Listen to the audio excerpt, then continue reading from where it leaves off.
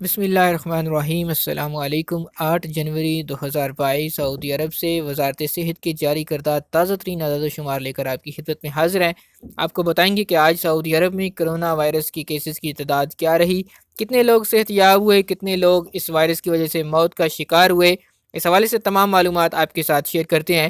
آئیے آپ کو لیے چلتے ہیں سعودی عرب کی وزارت صحت کی ویب سائٹ پر۔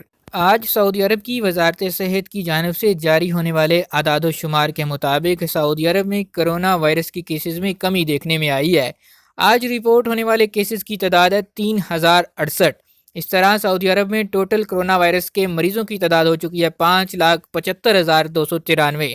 اگر ریکوریز کی بات کریں تو کل کی نسبت آج ریکوریز رہی ہیں 793۔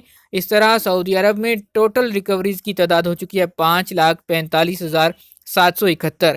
اگر بات کی جائے کہ پچھلے 24 گھنٹے کے دوران سعودی عرب میں کرونا وائرس سے کتنے لوگوں کی موت واقع ہوئی ہے تو وہ نمبرز ہیں دو لوگ جان کی بازی ہار گئے۔ اس طرح سعودی عرب میں ٹوٹل اموات کی تعداد کرونا وائرس کی وجہ سے 8,892 تک پہنچ چکی ہے۔